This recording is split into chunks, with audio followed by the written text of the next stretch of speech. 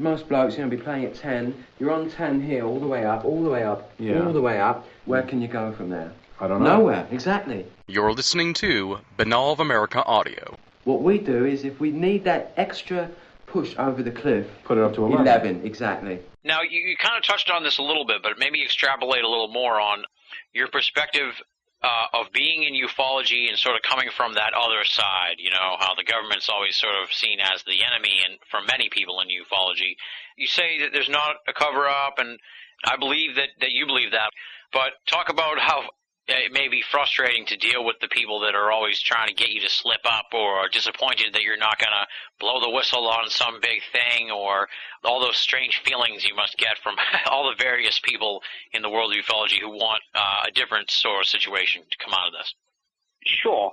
I mean, I'm not saying that somewhere, probably not in Britain, but somewhere, there isn't a crashed UFO in a hangar somewhere and alien bodies.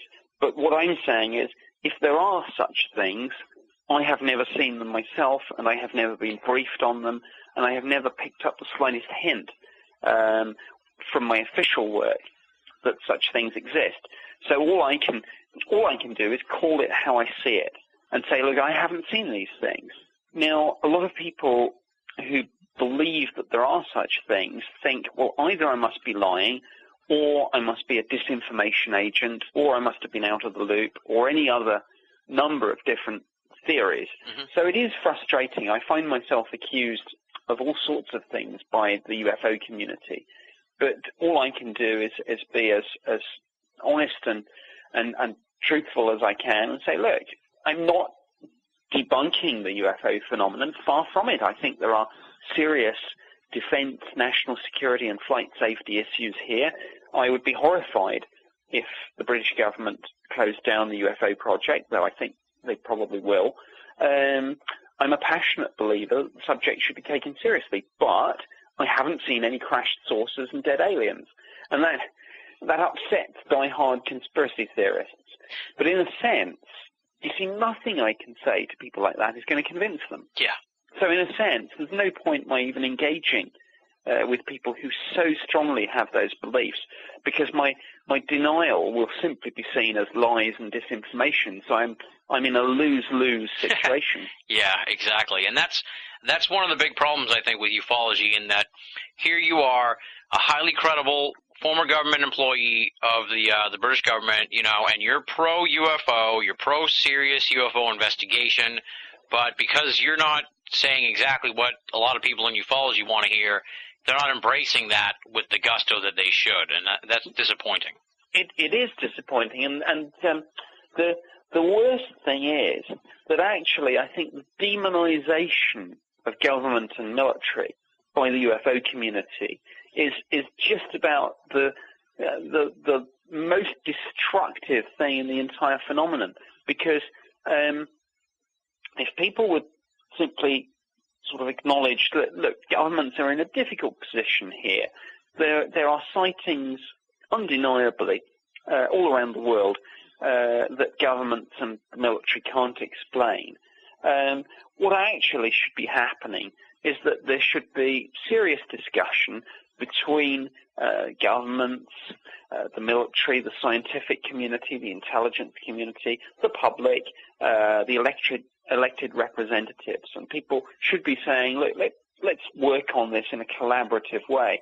But when a small handful of conspiracy theorists absolutely demonize government and the military and accuse anyone who has been involved in this subject from an official side of being part of a cover-up, it's no wonder that governments and the military sort of take a step back and say, well, why should we talk to these people? Yeah, exactly. Yeah, it's something that needs to change, I think. I mean, another classic example is the dogfight between the ufology and scientists, radio astronomers doing SETI. Mm-hmm. To me, it seems that these are two different groups of people who, broadly speaking, are interested in the same thing, but approaching it with a different methodology. well, shouldn't these two groups of people sit down and talk to each other and say, well, that's not the way we do things, but hey, we're after the same thing, so let's talk. But what actually happens is UFO people kind of accuse the SETI community of being part of the cover-up, and the SETI community accuses the UFO lobby of being a bunch of nutcases. So this is hardly conducive to the proper taking forward of a very serious issue. Exactly. Yes, definitely. Just to give people an idea, sort of like what an average day in the life of the UFO project is, take me through sort of what would be like an average case that you would get and how you'd sort of go through looking at it. Okay. Well, the average day would be getting in and then finding, because of course proportionally quite a lot of the sightings are actually at night. So what I would do is that I would come into the office somewhere between 8 and 9 o'clock in the morning, and I would receive reports of any UFO sightings that had been phoned in during the preceding night by the duty officers. And then essentially I would begin an investigation, and it would go something like this. The first thing that I would do is almost just apply common sense. I would take a look at the information and say, well, what does this sound like it might be? Because statistically, historically, we knew, both from Blue Book and from our own files, that most UFOs would turn out to be misidentifications. So what I would do was apply a bit of common sense and say, well, okay, if you're dealing with a bright white light and a red and green light either side, that's probably an aircraft. I mean, in a sense, it's as simple as that. But what I would then try and do is basically a detective job. I would have, for example, all sorts of information available to me. I would have information on flight paths. I would have information on where military exercises were taking place. I would have all the information about weather balloon launches, satellite paths. I would have astronomical data. I would have information about airships, all this sort of thing.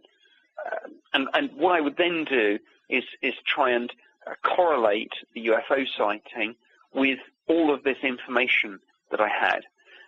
Another big part of any UFO investigation, of course, is radar. And I would engage with the Air Force specialists and say, right, we've had a UFO sighting in this location at this time. Let's have a look at the radar tapes and see if there's anything unusual there.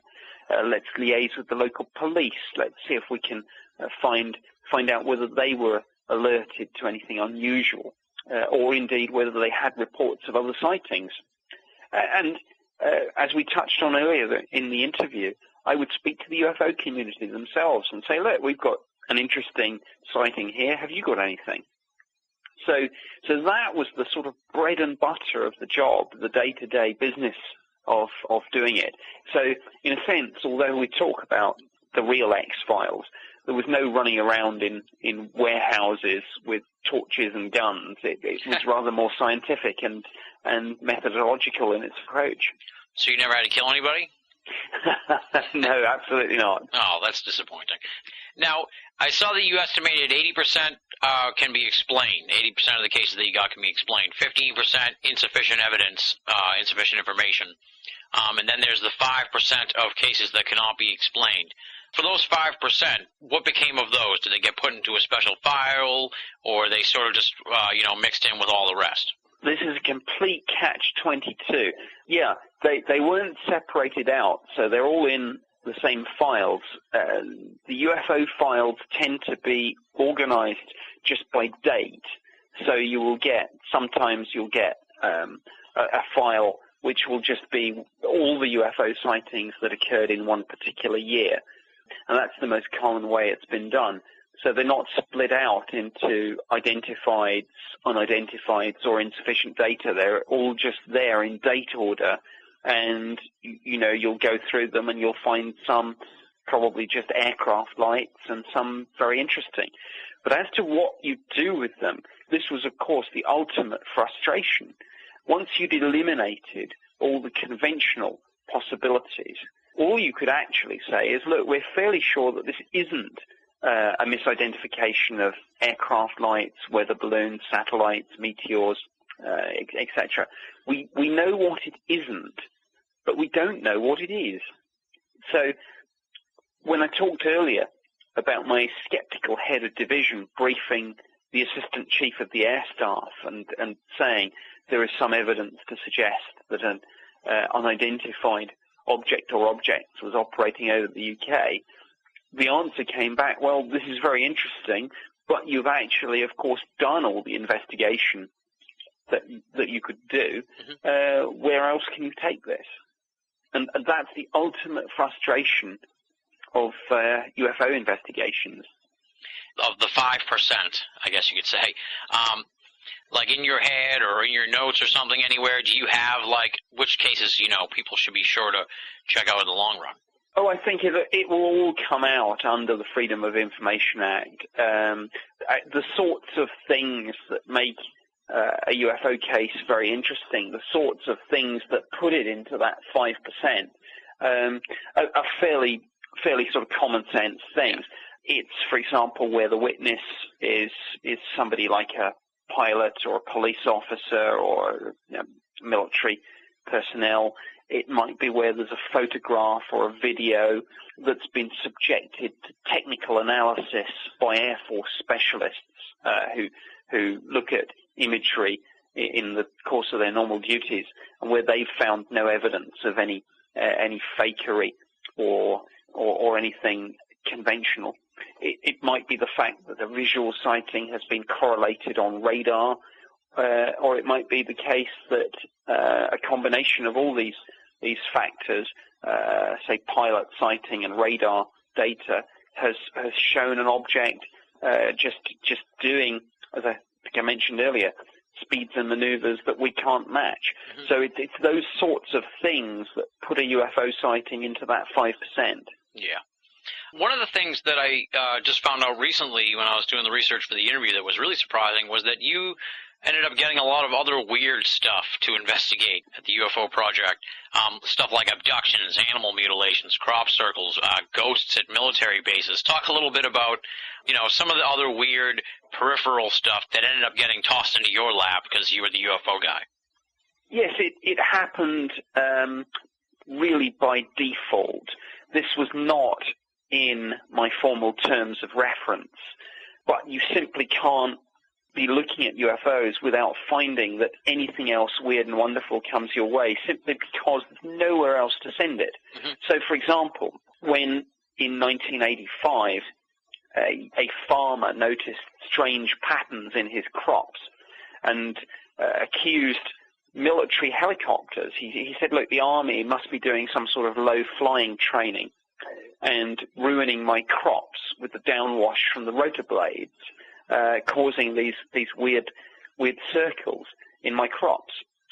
The military investigated because, of course, they want to keep the farming community happy because they do a lot of military training on their land. They said, look, it's not us. It's impossible for a helicopter to cause these sorts of patterns, but we'll send a report to the Ministry of Defense. Well, the only place they could send that report was the UFO project, because that was the only thing they could think. Where else do you send reports of strange phenomena? So, yes, we found ourselves getting all sorts of things. I've spoken to many security police personnel who guard military establishments. Very tough people, with guard dogs, guns, all that. Scared to go in particular areas because they say, well, it's haunted. And marvelous ghost stories that you hear from military personnel, some of which have been published in the Ministry of Defence's kind of house magazine. The editor a few years ago ran a letter from a military police officer on patrol who'd seen a ghost and added a little remark at the end and just said, has anyone else got an interesting story like this, absolutely dozens and dozens of stories came from very, very tough, no-nonsense military police officers, but who said, look, we've seen these things, and they're just unreal. And what would you do when you got a call on something like that? How do you handle that kind of call? There's really nothing much you can do. Yeah. I mean, I got some calls, for example, about ghost sightings in the very building in which I worked, the Ministry of Defence's headquarters building on Whitehall, which was built, we knew, on the site of the old Whitehall Palace. So it's a site where habitation goes back hundreds upon hundreds of years. And yes, of course, I would take a look down there, but there was, I've never seen anything myself. These things, it's odd. They seem to be seen by people who have no particular knowledge or interest about them. I think sometimes if you go looking for these things, you won't find them. They'll find you. I don't know. Yeah. But there's very little that you can do to investigate a ghost sighting like that. I noticed that you sort of kind of moved into the abduction realm. You seem to have an interest in abduction. You've done some work with abductions. I heard you talk to about 100 different people with abduction stories. What sort of precipitated your move from UFO investigation into abductions? Well, I suppose there is a link, because, of course, the abductees say that in a literal sense they believe that they're taken into a UFO. So I think it's a sort of fair link to make. But again, I didn't go out looking for these people. They found me. Just as people would report UFO sightings to the Ministry of Defense, some people would report abduction experiences. And then after I left the UFO project, many people, when I spoke out about this issue in public, again contacted me privately. So I've investigated, yes, as you say, over the years, probably about 100 cases here in Britain. And it's extremely interesting. I don't know what's going on. Something's going on. These aren't people after sort of 15 minutes of fame. I do a lot of work with the media, and they always say, can you get some abductees? And the answer is no, actually, I can't, because they're not interested in television and newspapers for the most part. And one of the things you've been particularly critical about is the lack of a plan for dealing with an ET discovery. If a UFO were to land on the White House lawn, or if they were to hover over Big Ben, there doesn't seem to be a plan for dealing with an ET discovery. I guess talk a little bit about your take on that lack of a plan, and also feel free to sort of segue that into the media firestorm that came about when you sort of went public with your criticisms late last year, around this time last year, when you resigned from the Ministry of Defense. Yes, I felt that the scientific community have their detection protocol for what to do if radio astronomers ever detect a signal which they think comes from an extraterrestrial civilization. So the scientific community at least has something, some sort of contingency plan for who to call, what to do, where to go. The government, the military, has nothing. And this, to me, is a mistake. This is a classic low probability, high consequence situation, which even if you're skeptical about UFOs, you should say, well, okay, chances are it won't happen. But if it does, and we don't have a plan, that's not a good situation to be in. Yeah.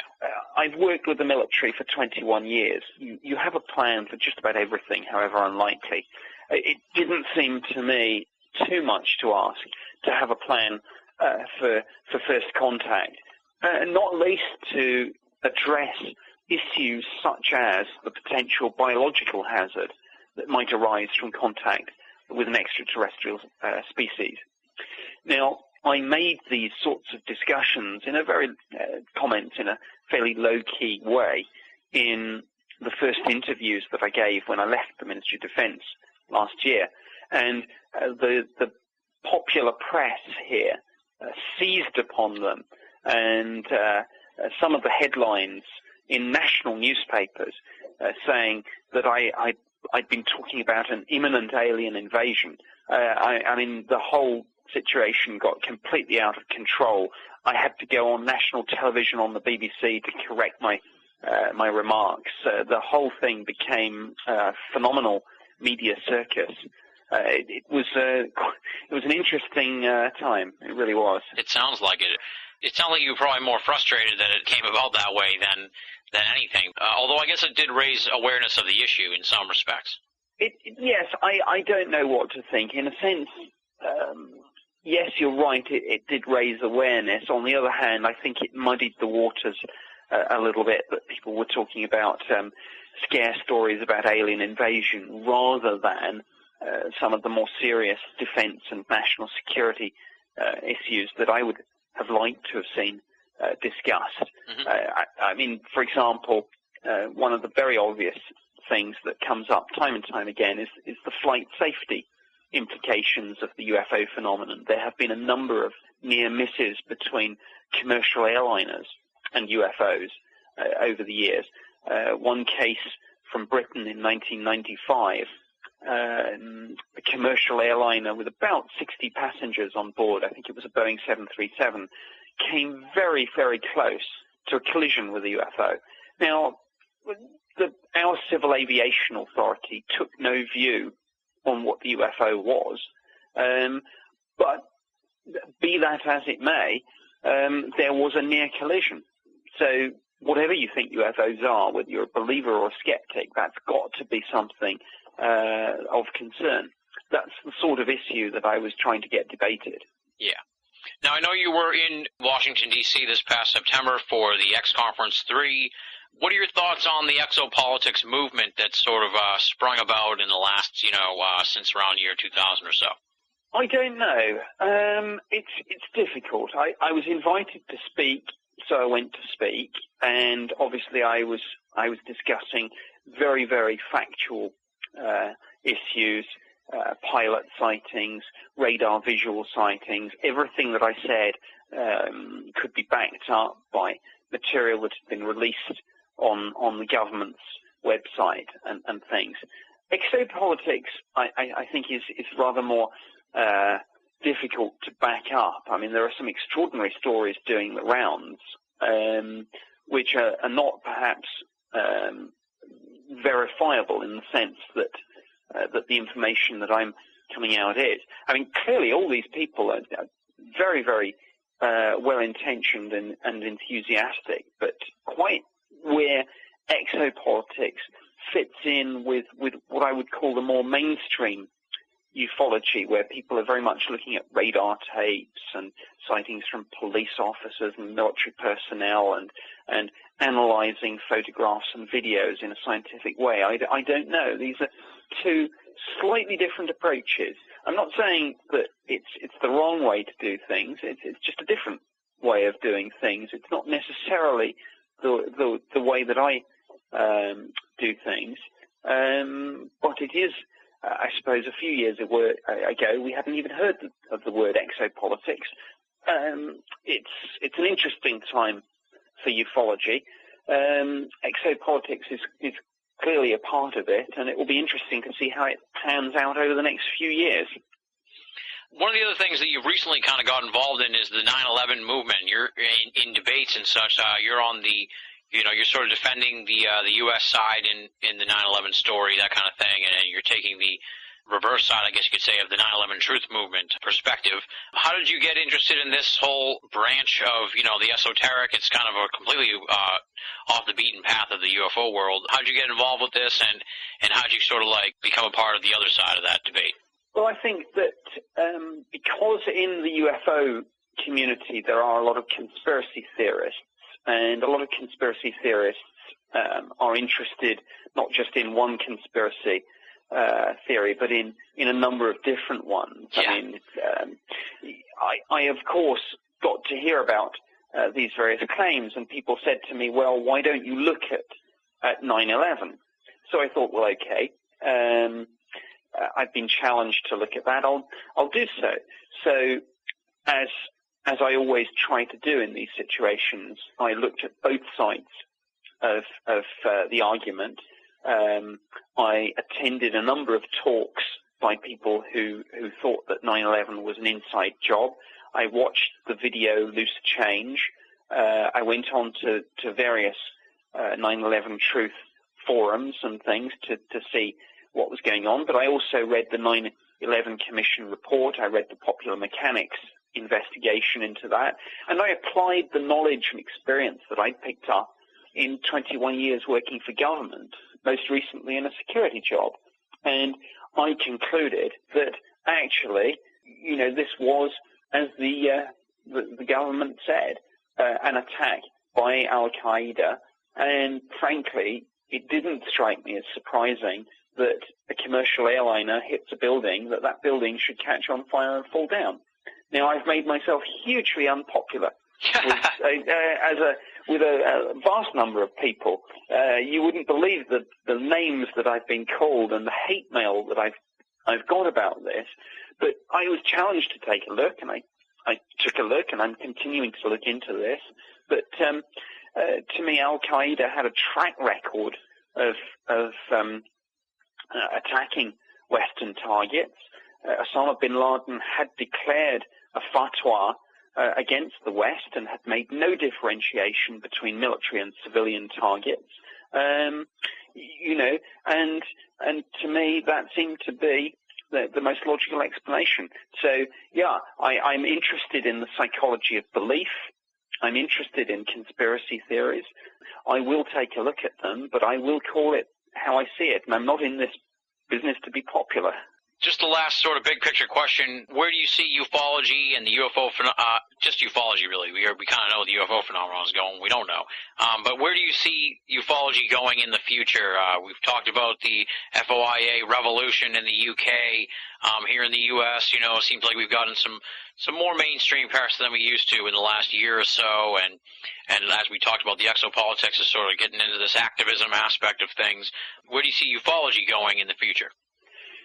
I think there are a number of strands. Firstly, as you've said, FOI is going to be increasingly important. The French government have released their archives. The British government has made a good start, and there's more to come. The Italian government has released a lot of material. The Brazilian government has released a lot of material. So I think that process will continue. That's part of it. I think the other part, and again, you've alluded to this, some fairly big names have cropped up in association with this subject. Paul Hellyer, the former Canadian Defence Minister, is somebody who's spoken out about the UFO phenomenon. Fife Symington is again somebody who has made some interesting statements on this.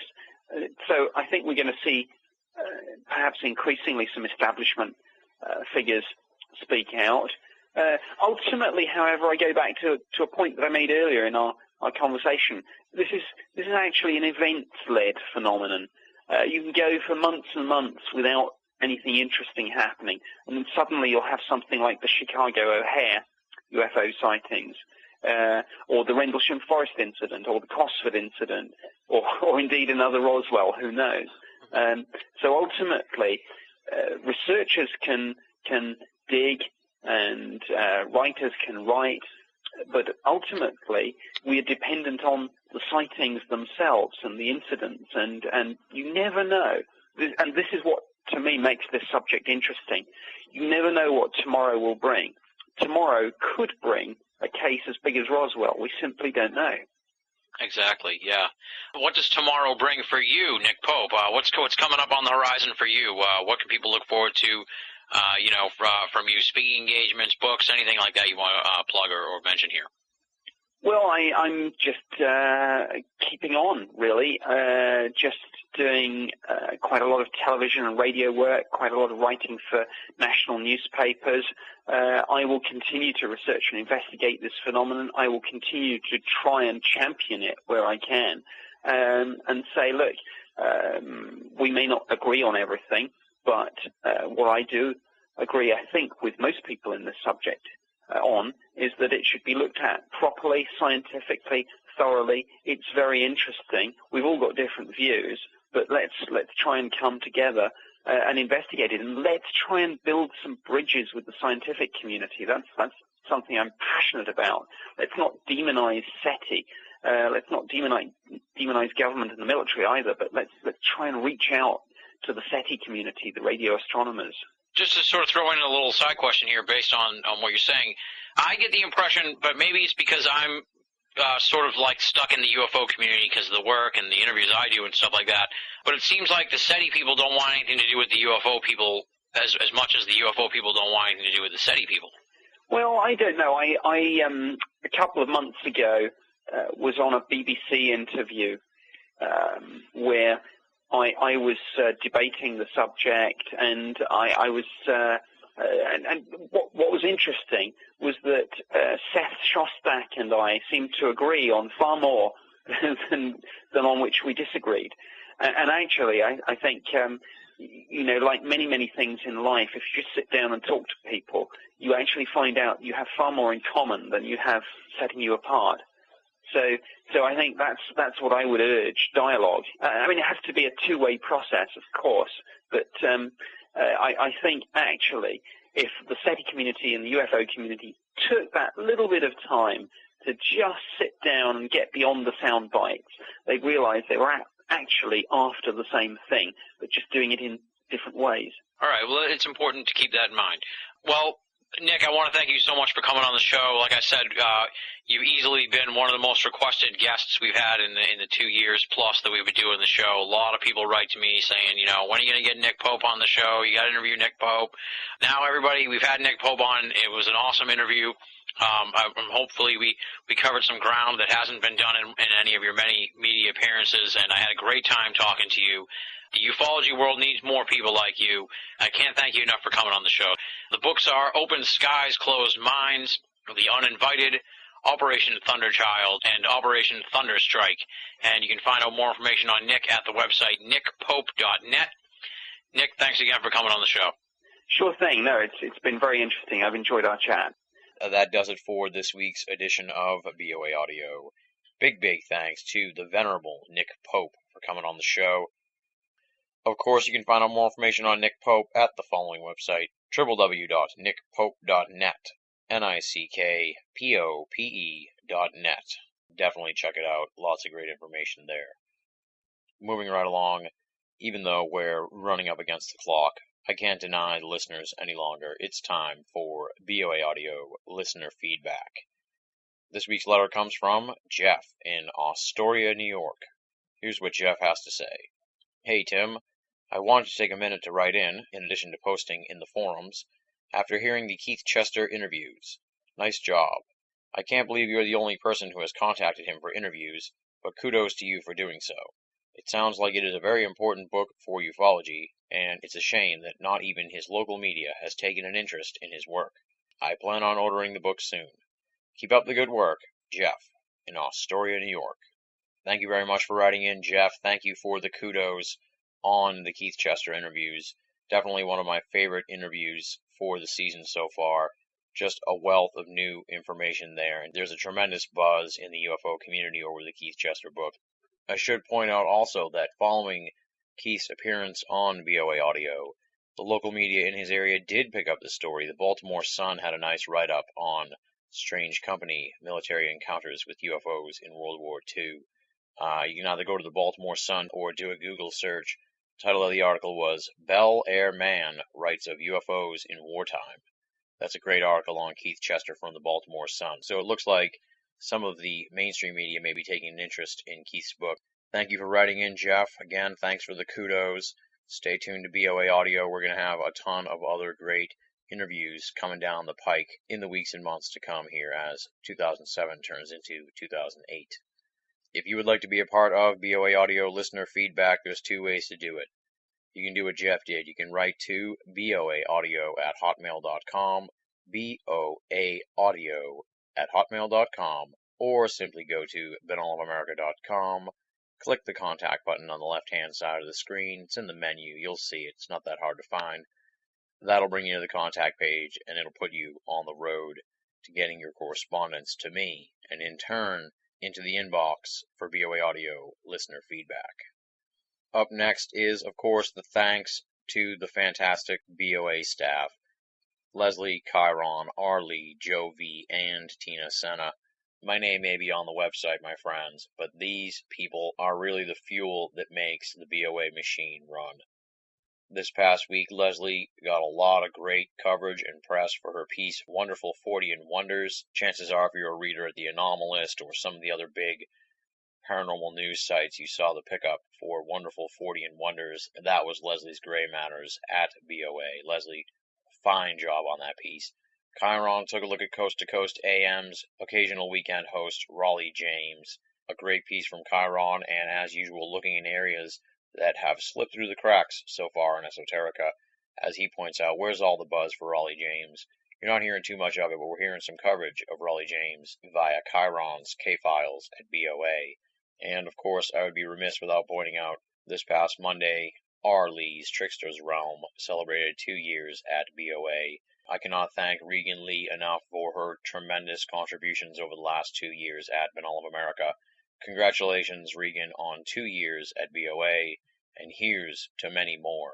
We say it week in, week out, but we say it because it's true, my friends. If you're only listening to BOA audio and you're not reading the columns at binnallofamerica.com, you're only getting half the story. BOA, make it a part of your everyday search for esoteric news and opinion.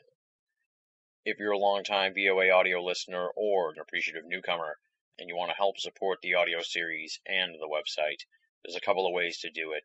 For starters, we've been talking about it over the last couple of weeks. It's Veiny Mania at the BOA store. We've got about 17, 18 books left, so we're on a pretty good pace here of people picking up stuff from the BOA store and, in turn, getting a free copy of last week's guest, Jeremy Vainy's book, I Know Why the Aliens Don't Land.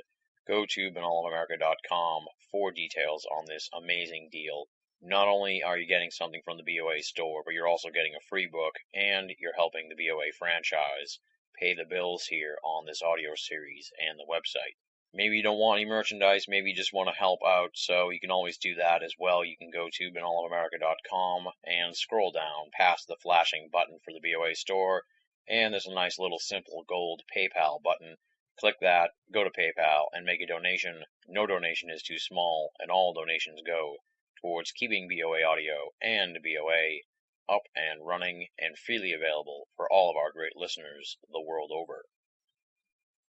Next week on the program, it's going to be December 22nd, and I think you know what that means. It's time, once again, for the BOA Audio Christmas Special. Now, usually we don't announce the name of the guest until we've taped the interview, but we'll be taping the Christmas Special on December 19th, this coming Wednesday. You're just going to have to figure it out for yourself. He'll be making his third appearance on BOA Audio, his third Christmas special, and we'll be discussing his book, Captured, which details the Betty and Barney Hill story. So there's your teasers for you. Should be easy to figure out, but we won't say who it is exactly until I have the interview on tape and ready to roll out for you folks in the great listening audience. There's only one way to celebrate the holiday at BOA, and that's with the BOA Audio Christmas Special. The tradition continues next weekend. On that note, we wrap it up for the week. Thank you folks so much for listening. 1,000 apologies for the lateness of this week's episode. Things will settle down, I assure you. It's just been a wild December so far. Come on back next week for the 3rd annual BOA Audio Christmas Special. Until then, this is Tim Binnall, signing off.